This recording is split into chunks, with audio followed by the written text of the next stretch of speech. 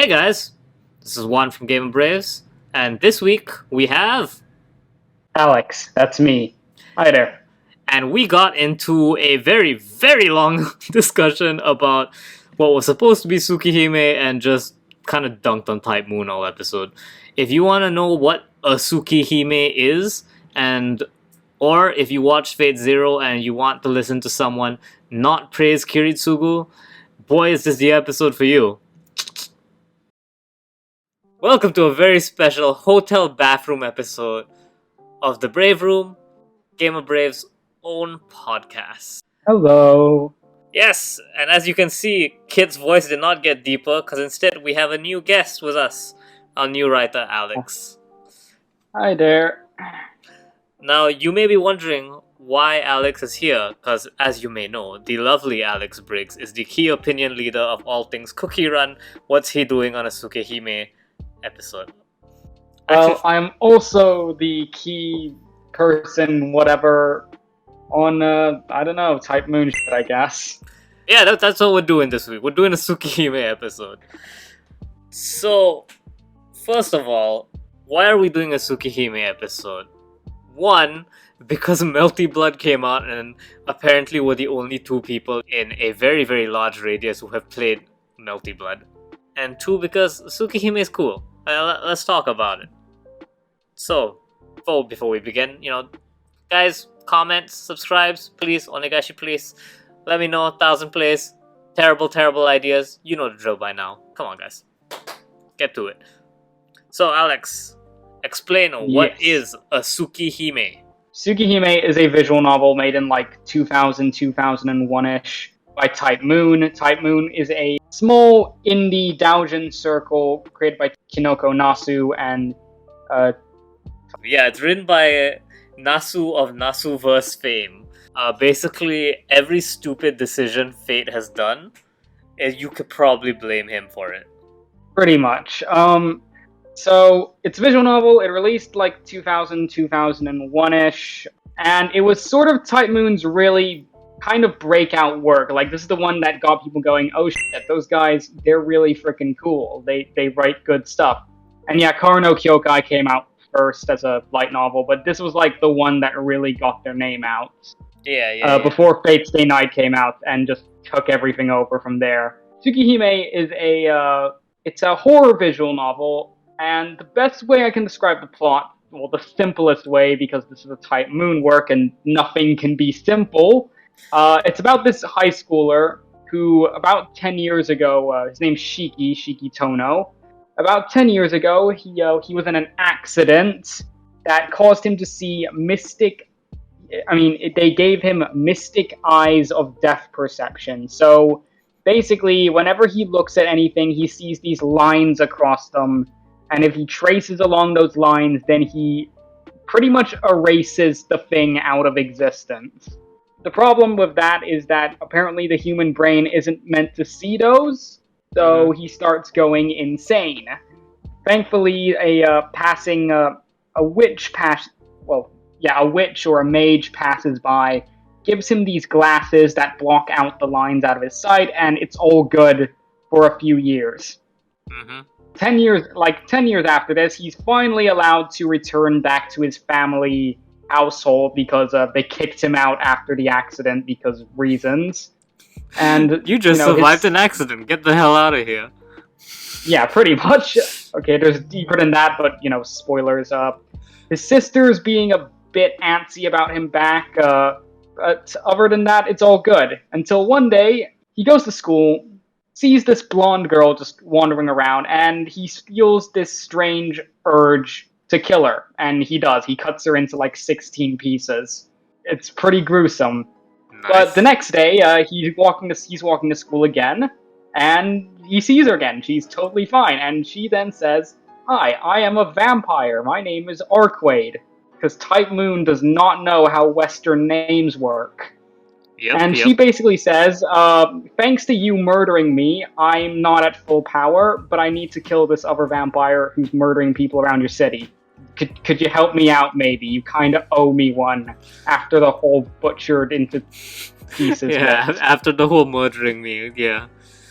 So, that's basically the main plot of the first route, because there's like 5 of these, and there's I'm sorry, this requires explanation because nothing can be simple with Type Moon. It just can't. That's the rules. That's the freaking rules. Pretty much. So the first 2 routes, which are Arcade and Ciel's, are called the near side of the moon, and those are about hunting down the vampire in the city. The other 3 routes, which are for your little sister and the maids, thank you, Japan, those are known as the far side of the route, and they revolve around the accidents that happened in the household 10 years ago, why Shigi was sent into exile, and the dark secrets that his family holds. Okay, okay, let's talk about this. So, my introduction to Tsukihime is like my introduction to Fate through Carnival Phantasm, aka the greatest thing Type Moon has ever produced. It really is. It really is. And so, all I knew about the maids was wacky, funny, haha sisters, right? Because you have the dumb airhead maid and then her kudere sister. And like the opening for Carnival Phantasm is them playing a fighting game together. And what's her name? Akiha like banging them over the head because they got too into it. That's like my mental image of them. And then Type Lumina trailers come out, and you know it kind of doubles down my knowledge of what they are. It's like, oh look, here's Kohaku. She's Ihi, tongue out, one eye closed, and here's Hisui. She's like stone cold and stuff. And then I read a comment that says, oh, Tsukihime doesn't get fucked up until you get to the maids, and I have no idea what that meant until you brought it up just now. We should probably... Do we want to go into spoilers in this podcast or not? That's a good question. How close can we teeter on spoilers here?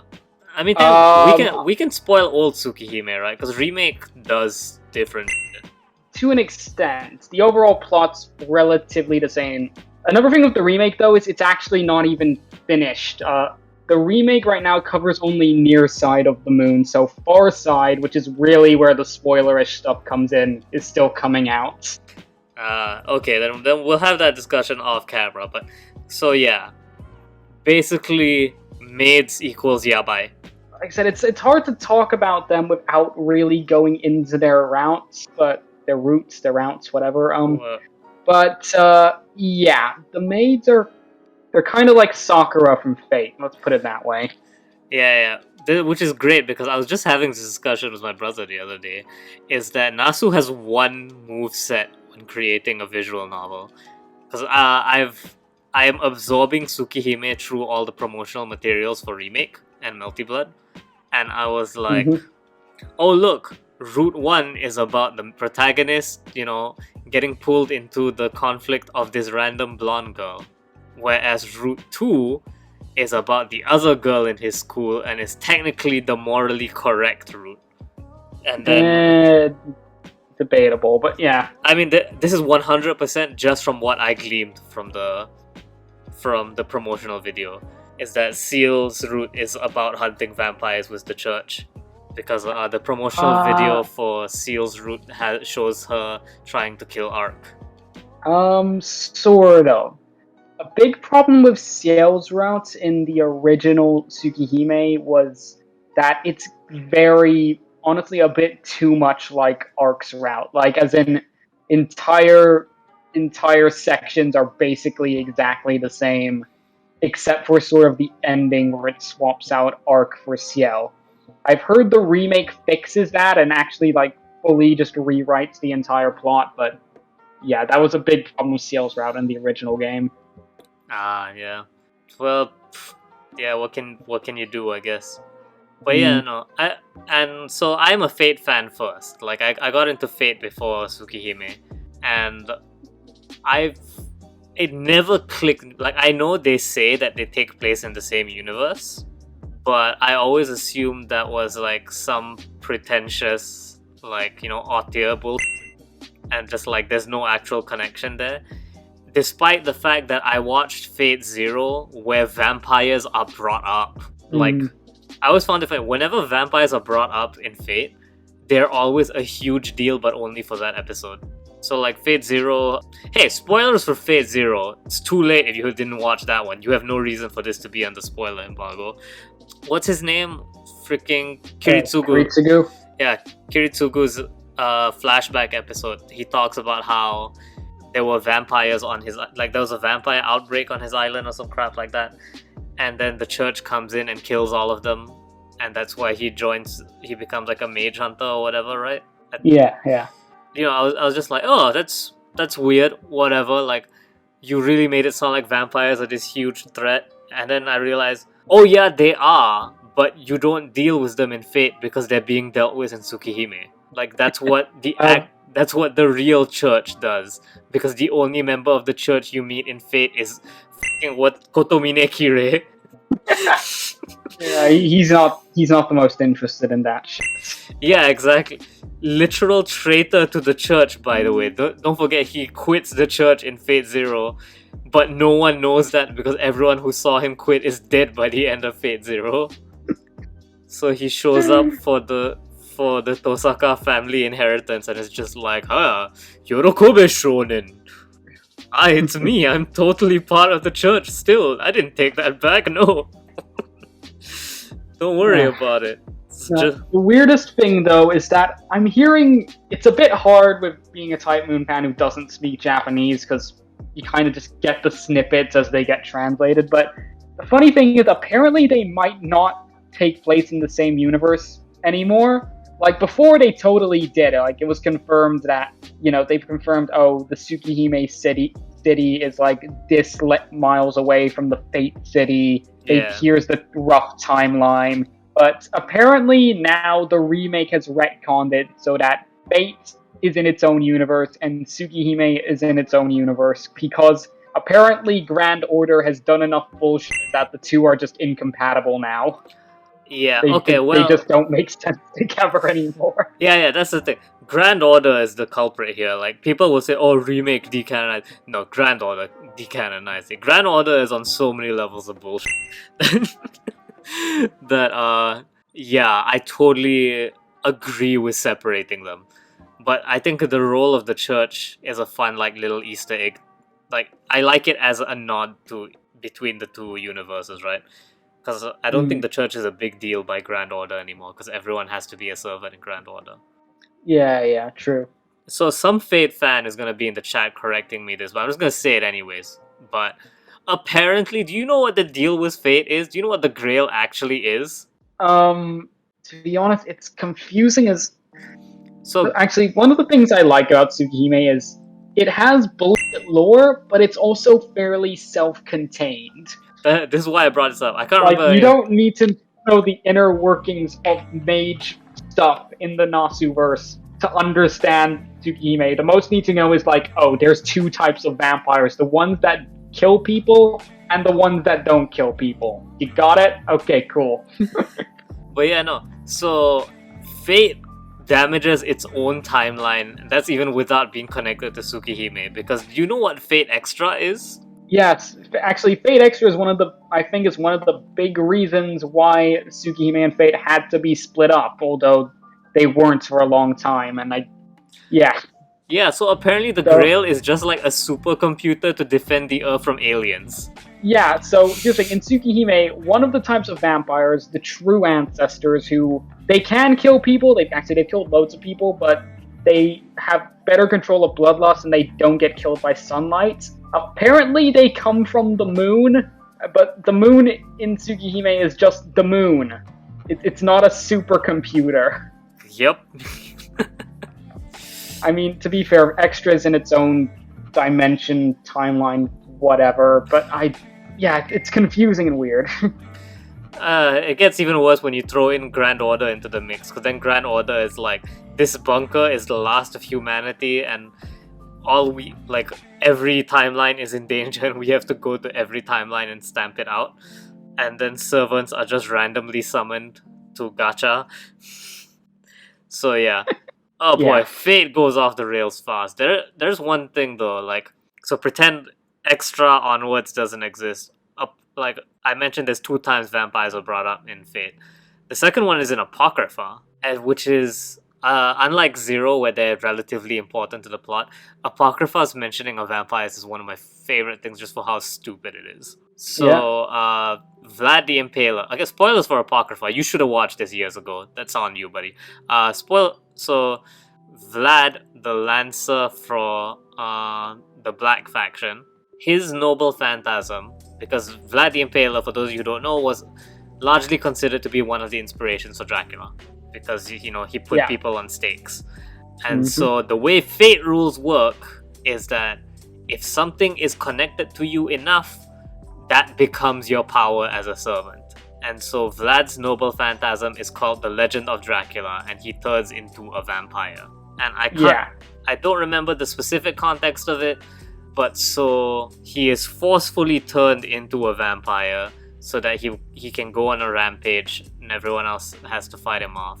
And the main villain of the series, Kotomine Shiro, like, he goes to fight Shiro, and Shiro's like, dude, I'm from the fucking church, I literally hard counter you, and just sticks him full of black keys until he dies. And it's just... being the Lancer is suffering. I mean, you could be Karna. Karna is like the best Lancer who ever lived. Karna is my favorite thing about how stupid Fate's rules are. Like, I like that it's an in-universe fact that the Holy Grail's rules are stupidly exploitable. Yeah. Karna, because he died immortal, he can be summoned. But when you're summoned at the height of your life, of your legend. And what was he when at the height of his legend? Immortal.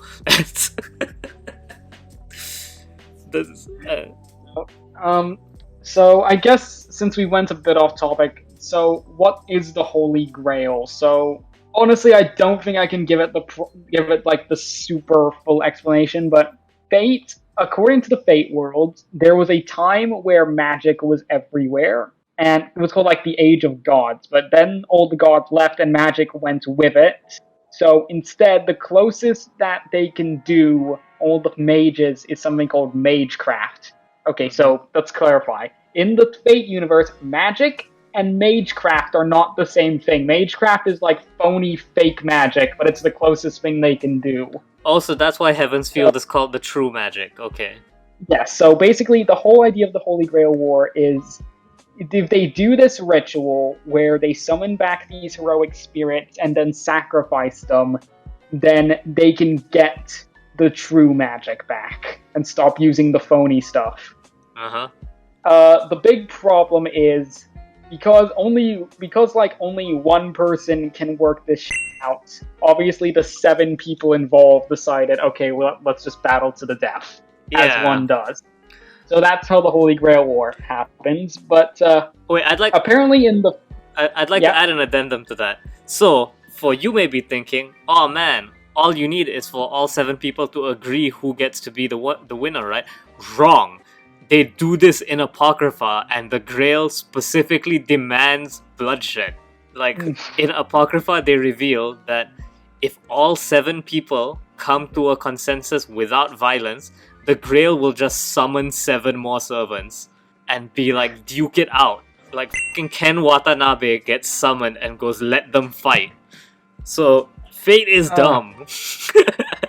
I love it. To be fair, Apocrypha is its own universe again, but actually in the Fate Stay Night, they explain this by saying, okay, so in the 3rd Holy Grail War, which is the one before Fate Zero, the Einsburn family, which is where Ilya's from, they decided to do a little f***y-wucky, and instead of just summoning Berserker like they meant to, they summoned this sort of haxed servant called Avenger, who's like, instead of being a heroic spirit, he's supposed to represent all the world's evils. And guess what? He sucks. He was the first one to die. But because he was completely evil, when he went back into the Grail, he corrupted the entire thing, which caused it to malfunction in the next 2 Holy Grail Wars, which are Zeros and Stay Nights.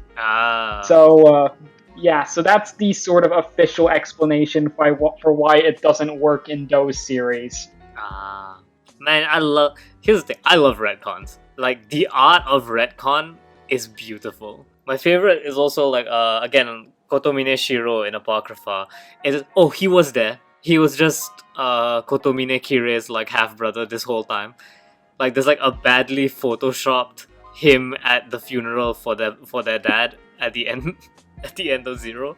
It's just like no, I had a brother named Kire. Don't worry about it. This because it's like Apocrypha is a different timeline, but it also like that's only if you look hard enough. At a lot of these series, what they do is they put up the smoke screen that it's in the same timeline, but it's only once you get into the weeds of it that like, actually no, this is a different timeline. So I love I love when they do that in Apocrypha, especially because like what's his name? Sakura's grandpa, like the biggest piece of shit who ever lived. He dies. Yeah. This is Mato Zoken, I think. Yeah. Yeah, Zoken. Yeah, I think doesn't Kotomine Shiro kill him? I think so. In that timeline, yeah, I think that's what happens. I vaguely remember someone blows up his house and then finishes him off. I think it was him because he was kind of a prick. I mean, he was. Yeah, sounds about right. I mean, to be fair, he was a servant summoned during World War II. He literally appeared and went, "The Nazis got the Grail, are you kidding me?"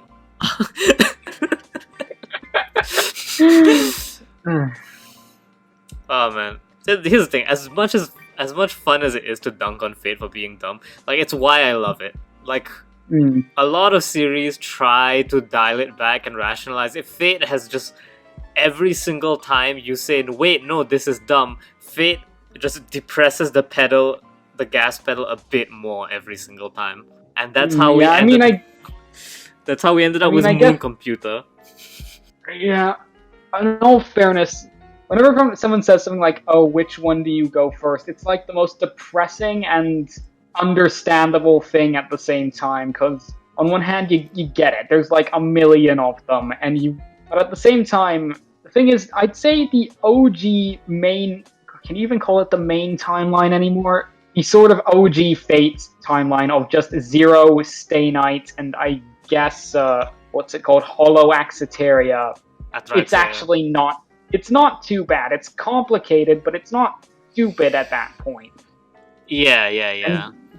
And, back when it was just that stuff, it could still fit in with Tsukihime and Karo no Kyokai, but yeah, Fate's just, I don't know, Grand Order especially just blew it up into being Grand Order absolutely insane. I view Grand Order as a completely different series. Like the way I see do I, to be honest. Nasu has a Bible that he holds full of like materials, and then the Nasuverse are just stories that use from that. Like it's a deck of cards that he puts together to make a different story. So one of them is Church Hunter, and one of them is Servants, and he just pulls them out for whatever.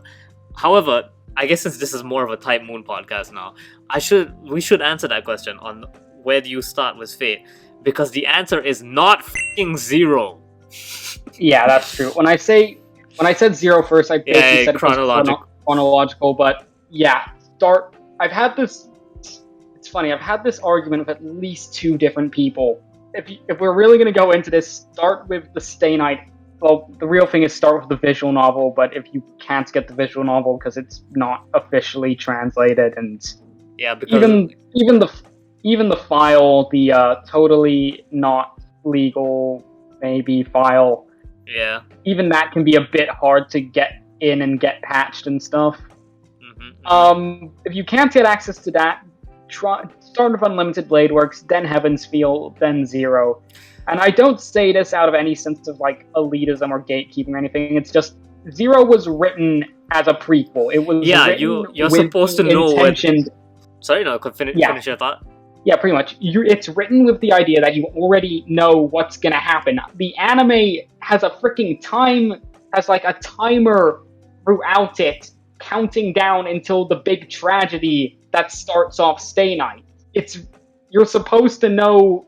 That's just how Zero's written. It's supposed to be a tragedy because you already know that these people do not make it out alive.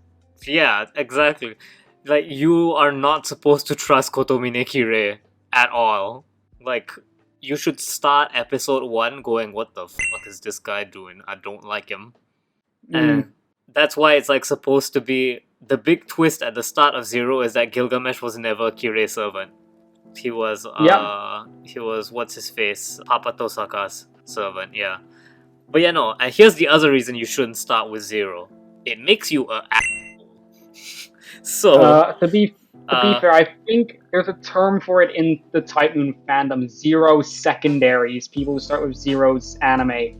Which, to be fair, I partly started with, as well, so technically that's me too, but... No, but the thing is, you don't... Here's the trait for the Zero secondary is not so much that they started with Zero, it's their bad behavior that resulted from them starting with Zero. Like, I dated a girl once who does not accept the goofy Fate stuff because... And you dumped her on the site, of course. Dumped her on the site! So, like, she goes, no, Fate's supposed to be this serious story about backstabbing and betrayal. Why the hell is there a cooking anime and a gag anime? And I'm like, what? Fucking Bladeworks has a date episode. I mean, I guess my problem with Zero Secondary is, once again, I know it's not everyone, but it's not just that, it's not dark like Zero is. Because Stay Night could get bloody dark. In fact, I say tonally they're not too different from one another, but for me, they don't like Stay Night over really superficial reasons like, Zero has adults, and Stay Night has high schoolers, and that makes Zero better. Yeah. Okay, most of those high schoolers are better written than a lot of the Zero adults. Dude, while we're here, Kiritsugu is the worst character. Like, not even like this character is bad. I would dare say. Sorry, you go first. Like, Kiritsugu isn't bad as in like, he does moral. I think he's a poorly written character. Another thing people don't get with Zero is, once again, it's a tragedy, and the whole idea of a tragedy is people get up by their own flaws. The characters in Zero, who people seem to say, look at Kiritsugu, he's such a badass compared to Shiro, people die when they're killed. The whole point of Zero is that Kiritsugu was fucking wrong. Yeah. He was wrong. His stupid utilitarian philosophy was wrong. You can't kill millions of people to get a MacGuffin that saves millions, because you've already murdered hundreds of people. Yeah. He was wrong. Yeah, hashtag Kiritsugu did everything wrong. That's the whole point of the anime, despite everything. That's why Kiritsugu has to destroy the Grail at the end. He realizes, I fucked up. I really fucked up. Like, again, I think the big problem with that is the fact that you know where Kiritsugu starts in Stay Night and Bladeworks. And the weirdest thing is that because Shiro talks so highly of him in Bladeworks. I never played Stay Night, so I don't know how he talks about him there, but in Bladeworks he's like, Kiritsugu is a champion of justice. I'm like, no, he didn't! Was Justice the name of that rocket launcher he used to blow up the passenger plane? Well, no, and it's something that, in some ways, it extends a lot to the rest of the Zero Masters. They put on the pretense of being these really professional, highly expert mages, but reality is most of them were fucking idiots. Kanef, Lancer's master, just walks into his enemy's stronghold and just thinks that's gonna work. One of the dudes is just a serial killer who doesn't even realize he's in the war. Waver, who, don't get me wrong, I love Waver, he's great, but apparently he spent most of the time just goofing off in Japan with Ryder, which is what I would have done too, but Yeah. Kirei was basically the only competent person in the entire Fourth Grail War. Tokiomi. He summons a servant well known for being a huge dick and being stupidly powerful, and basically then just sits back and thinks, I'll just let him take care of all of it.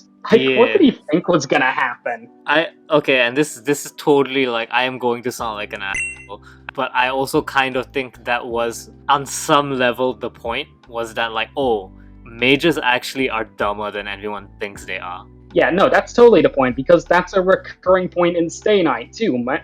Mages are kind of just self-serving, self-righteous pricks who really aren't all the shit they put themselves up to be. Also, one other problem with the Fate universe is, holy shit, it's easy to summon a servant. Like, they make it sound like, oh, only the best mages can summon servants. But a school teacher does it. Like, he's not even a mage in Stay Night. Wait, Kuzuki, he didn't summon Caster. No, he didn't summon her, but he's apparently good enough to be her master. I'm not sure how official it is. Like, I'm not sure he has like a sigil on his hand or anything. Okay, fine. I bring up my backup point. Serial killer dude from Zero. Yeah, pretty much. Again, didn't even know about the war. I mean, people who are listeners are gonna give me so much shit, but I would go as far to say Shinji had a better plan in Stay Night than most of the Zero Masters did. At least he knew he was a weak loser and didn't decide to take on anyone head on. His game plan was built around, I am a little bitch and I don't know what to do. Yes, pretty much. Like, I love that scene from Heaven's Feel where, like, he shows up with Ryder and Saber just, like, backhands her, and then and Shiro's just like, hey, guess what? The strength of your servant is proportionate to your strength as a mage. It's like, yeah, that is the only instance of Fate's rules being consistent. I know he bashed it a lot. I do love the Fate series despite all this. I do too. I legitimately think making fun of the goofy shit is part of the experience of enjoying Fate. Because as much as like I will shit talk Zero has some cool moments. Dude, like, Zero, I consider it to be a solid 9 out of 10 anime. I like it in a lot of the way. No, it's weird. I like Zero's anime more than I do Stay Nights. I just like Stay Night more as a story. That's just in general. That's sort of my take on it. Yeah, I mean, you have shit like was the Gilcopter, the freaking jet, because apparently ancient Babylonians invented a fighter jet. Yes. With a throne at the top of it. No dome. And was this Lancelot literally being Artorias from Dark Souls. Oh, fun times. Yeah, and my favorite noble phantasm, the machine gun. But yeah, no, Zero has some cool ideas, and I think making fun of its stupid edgelord nonsense is part of the experience of enjoying it. Oh, Zero is delightfully edgy, but that's part of why it's fun, I guess. Okay, so since we're straight up spoiling Zero, I love, what's his name? What's Lance's master in Zero? Kana. Yeah, Kana. His death is the most laughably predictable, stupid shit ever. I mean, like I said, he knows that this dude, Kuritsuki, is named the Mage Killer, and he decides just to burst down his front door and announce, yo, f***ing fight me, man! And that's it, that's his plan. And then he is lucky enough to survive this, escaping only paralyzed from the waist down and unable to do magic. And he thinks, you know what? Again! Once more! And then Kiritsugu pops up with the contract being like, hey, I will be magic legally not allowed to kill you if you sign this and tell your servant to kill himself. And he's like, okay, I'll do it. Phew, I'm safe. Then he gets shot. He's like, didn't say anything about my girlfriend though. She's totally allowed to kill you. Like, how stupid could you be? Yeah, I think the other thing that a lot of Zero secondaries always put up is like, oh, Fate Stay Night was a hentai. I'm just like, yeah, so what? Its writing is f***ing good. Like, the hentai bits of Stay Night and Tsukihime are considered the worst parts of both of them because they're really awkward, badly written, and kind of slow-paced. Even Nasu himself said he had no fucking clue what he was doing when he was writing them, and just kind of put out what he could. Yeah, okay, so legend has it that he only put it in because visual novels wouldn't sell if they didn't have ecchi scenes in them. Pretty much. Which, a lot of people actually... on one hand, I believe that, just because of how trash the visual novel, like, meta scene is nowadays. On the other hand, that's great justification after the fact when you're trying to get your story taken seriously. No, you don't understand. No, I didn't actually want to make Shiro Rail Saber in a bathtub. I just needed to sell the rest of my fantasy story. I didn't enjoy drawing her for a second. Well, the other myth that goes around is that he didn't even actually write them. The artist, I need to remember his name. Yeah, the artist of Stay Night was the one who wrote them because Nasu didn't want to do it himself. That being said, intentional. Takeshi Takeichi, that's his name. That being said, whether he wanted to or not, ecchi is a core part of Fate's identity, and I will never not be entertained by people calling Fate the world's most profitable eroge. Nah, it is funny. Although I've heard from some people that Tsukihime and Fate sort of popularized the idea of more, okay, this wouldn't be the accurate word for it, but more mainstream visual novels that can focus more on the plot than the plot. Yeah. At least that's the word that goes around. I wouldn't be surprised because I literally have never the only other visual novel of this caliber that I've heard is Umineko. I mean, there's also like Higurashi, Steins Gate, Danganronpa, I guess, stuff like that. Yeah. But yeah, no. That's side tangent. I am depressed at the state of visual novels right now. I don't think it's too bad, but I mean, I do think it's probably also because a lot of them don't come out over here, but we're getting more of the good ones, and there are some notable ones. Okay, so I should specify. I have no idea what the visual novel scene in Japan is like right now, but I feel like every Western trying to jump into a visual novel just goes for the, oh my god, aren't anime games wacky? Look, KFC dating sim. Like, I remember when I was in my final year of uni, when I was part of my anime society, and one of the events we had was a live playthrough of the KFC dating sim with KFC. Yeah. Most people showed up just for the KFC, but that was a pretty fun time. Like, people took turns voicing the characters and stuff. Yeah, it's like, like the entire genre in the Western market exists for shock value. Like either Doki Doki or KFC.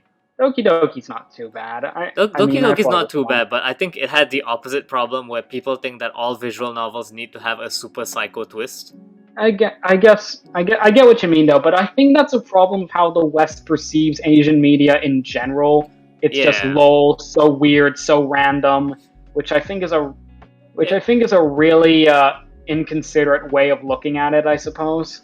Yeah, it's as if I said all American movies were just about defeating terrorists and not so subtly American propagandaing. I mean, aren't they?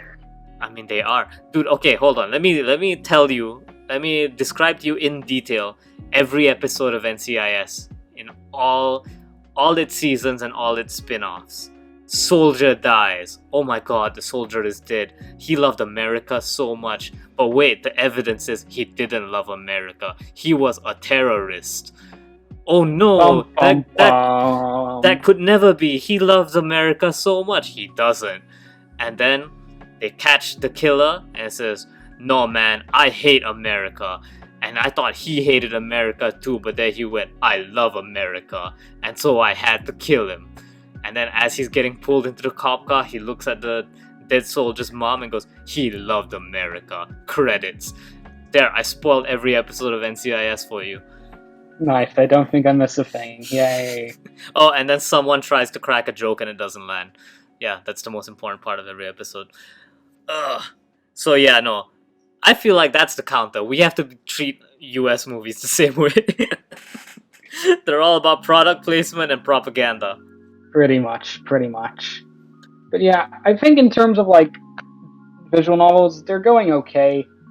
I mean, Fate's doing fine. All of the Wende Kai stuff, Umineko Higurashi's doing okay. Science Adventure's doing fine.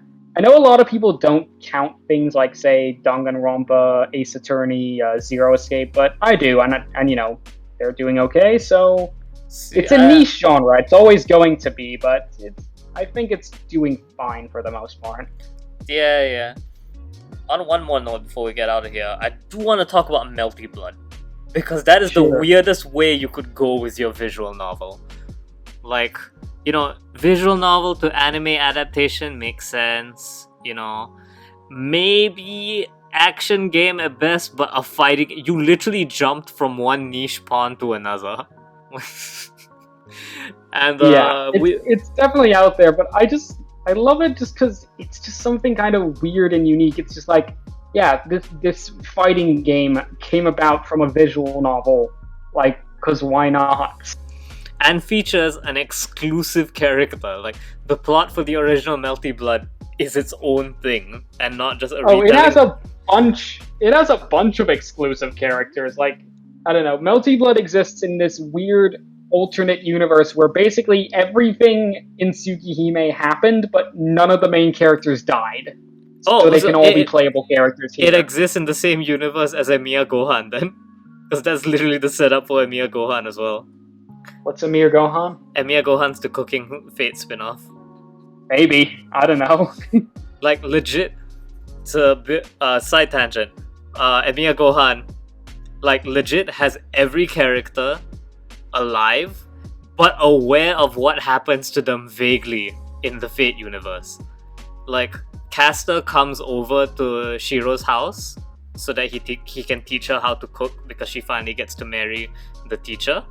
And then Saber is like, what the hell is Caster doing here? Do you remember what Caster does?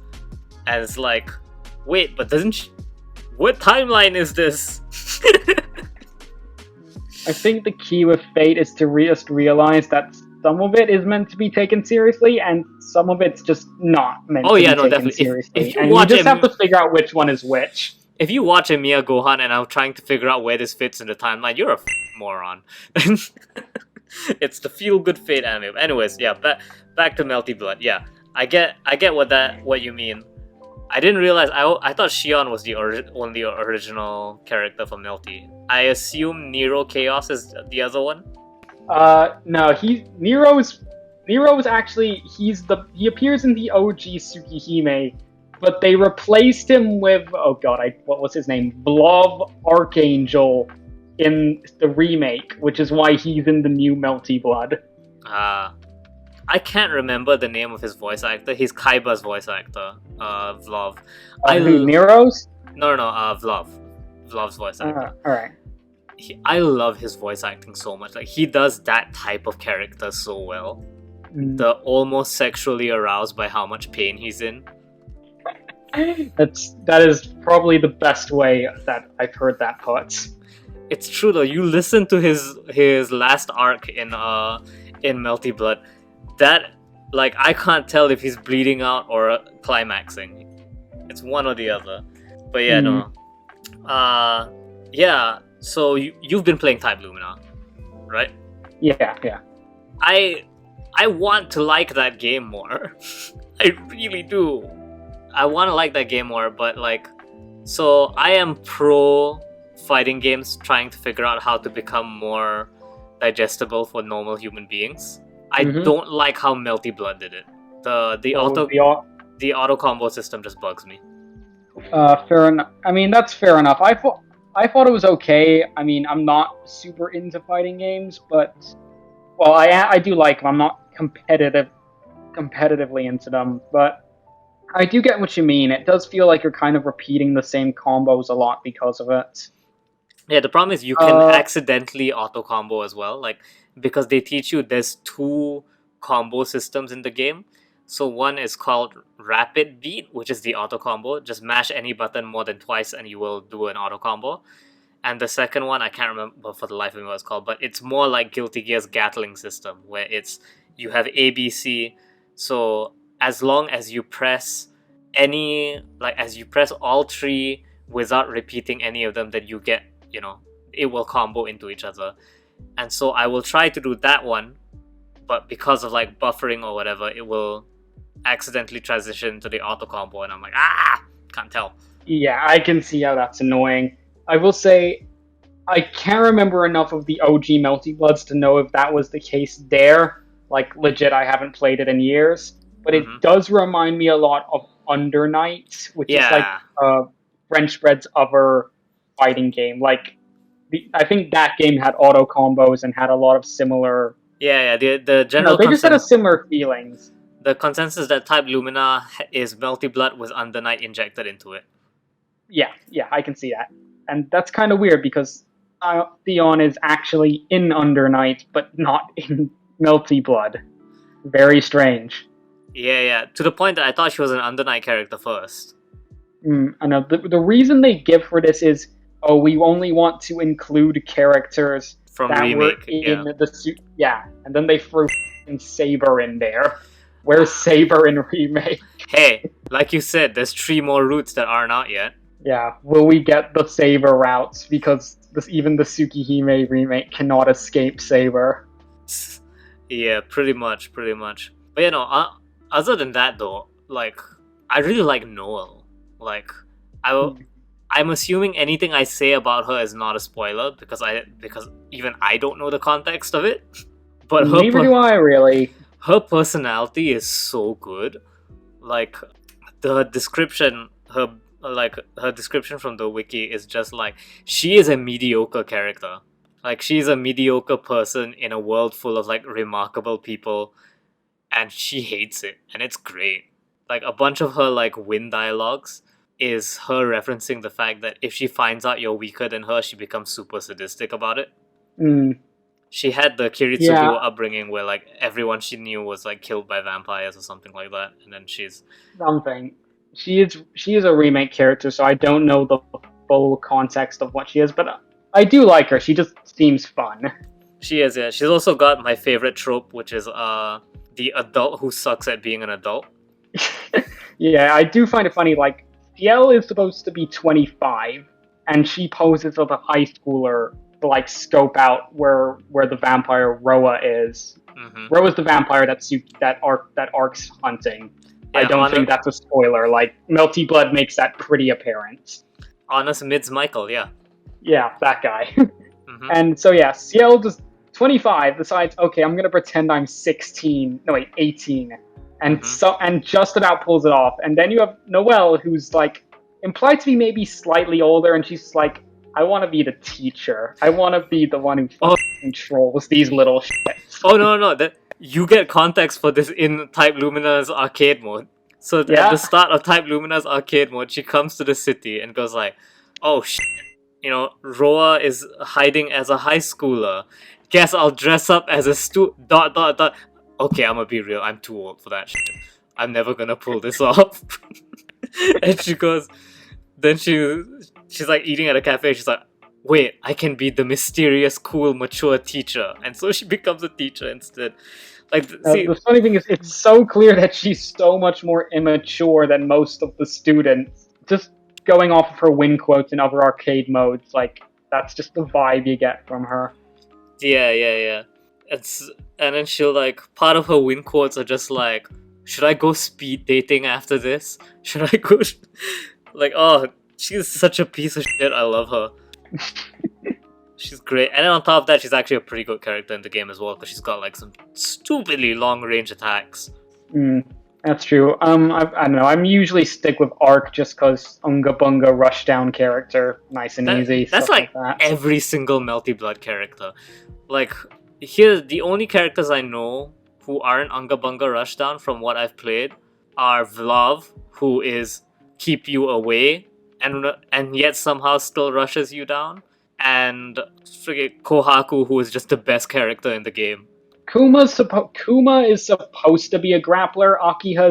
Akika's kind of more of a zoner character, but yeah, the rest of them are different variations of, I don't know, Arcade does it better than most of them. Yeah, I'm not gonna argue with that. Like, Ark's moveset is pretty freaking great. Akiha reminds me of Milia from Guilty Gear, because she's got the big disc. I don't know the word. She has that thing where she knocks you down and then she sets up to hit you before you can, as you get up. There's a term for it. I don't remember what it is though. Oki character.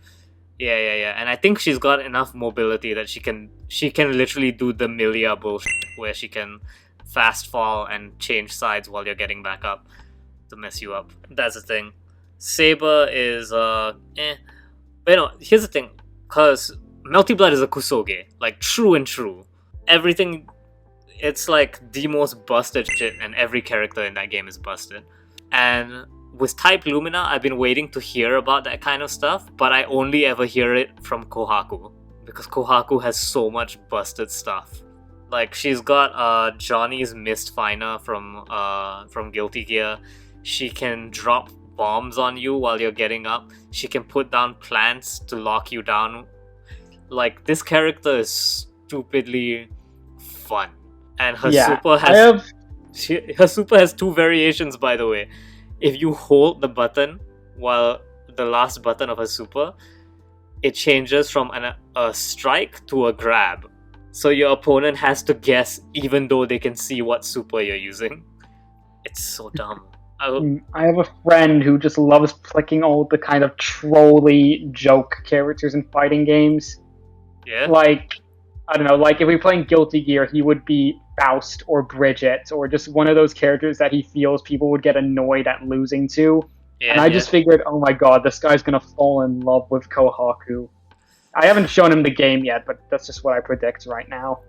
Kohaku is definitely a rewarding character. I don't know what the professionals think of the game yet, but yeah, from my early impressions, my friend who loves Johnny and Kagura from BlazBlue, like, he loves this specific type of character. It's just like, dude, Kohaku is great. Oh my god, Kohaku is so much fun. Then he found out that her super is like a knowledge check where you have to guess if she's holding the button or not, and he's like, dude, Kohaku's amazing. And I'm just like, Kohaku, let me press buttons. Please. Seriously, Noel's big range is the only thing that wins me matches in that game. Because everyone's too busy bunga rushdown to realize that I can keep them away. Yeah. But yeah, no, we ran a while on this. I'm sorry, Ben. This one's on us. Sorry. We got started on Fate Zero. I think we have a solid half hour of Fate Zero in there. Oh dear. Listen, it's just too much fun to dunk on Fate Zero. It's like someone who says their favorite superhero movie is The Dark Knight. Like, yeah, I agree it's a great movie, but I'm still gonna make fun of you for it. Pretty much. And like I said, Zero's great, but just, be open-minded to the rest of Fate, I guess. Be open-minded about Carnival Phantasm. Sometimes you just want Shiki and Shiro to accidentally two-time all the women in their lives. Like, come up with the horrible, horrible date episode. Also, for the last thing, if you do want to check out Tsukihime but can't play the visual novel because, much like Fate, it's not officially translated and stuff, consider trying the Tsukihime manga. The manga is probably the best Type Moon manga adaptation I've actually read. Like, not only like writing-wise, it's good. Art-wise, it's fantastic. Like, it gets the violent bits and the cutesy romantic bits both very good. It only adapts Arc's route, which is probably for the best because it actually is finished now, and yeah, it just serves as a really good introduction to Tsukihime if you can't play the visual novel.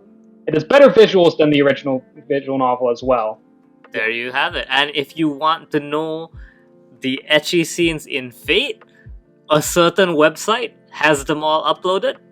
We cannot legally endorse this website, but I'm just saying, it's out there. It's a website you may find other entertainment on. So that's it from us. Thank you so much for listening to this episode. Again, this was a wild one. However, this was informative. This did not go into a weird rant. This was an informative deep dive into Type Moon. Thank you so much to Alex for taking time off your busy cookie run schedule to come on and bitch about Fate with me. Fate and No Type. worries. Anyways, this has been the Brave Room. Don't rate us on whatever you're listening to us on. Like, even if there's no blatant rating system, just leave a comment and be like 5 out of 10. 5 out of 10. How dare they make fun of Kiritsugu like that? Thank you. Hashtag Kiritsugu did everything wrong. And yeah, take care. And oh yeah, Alex has done a wonderful, wonderful write-up of the history of Tsukihime. Like on yes. our Thank you. website. Go check that out. Like that's how I got the idea for this podcast, because I knew nothing about Tsukihime before I read that. And then I saw Shiki's super and type Lumina where he does the line thing, and I'm like, oh, that's not just a judgment cut. That's lore. He's doing a lore. He did in fact do a lore. And then he also did a wonderful write-up on Neko Arc, who we somehow went an entire episode without talking about. Indeed. How did we do that?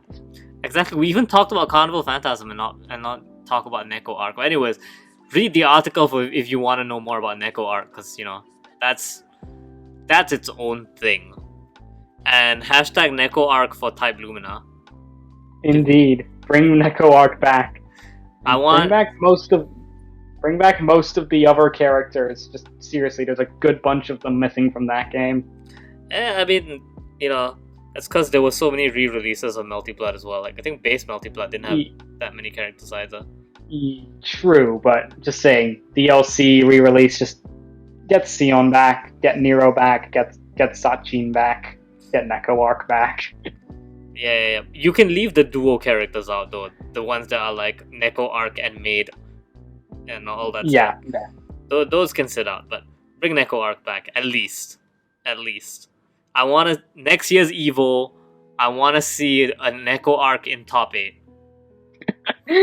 Just imagine Neko Arc fucking wins the Melty Blood Evo. It's great. And dude goes up to the microphone just like, but a new. Oh, it'd be great. It's like Akuma, where he's got the kanji on his back, but it's Neko Arc. That'd be great. Anyways, this has been an episode. Take care, guys. Alright, see ya.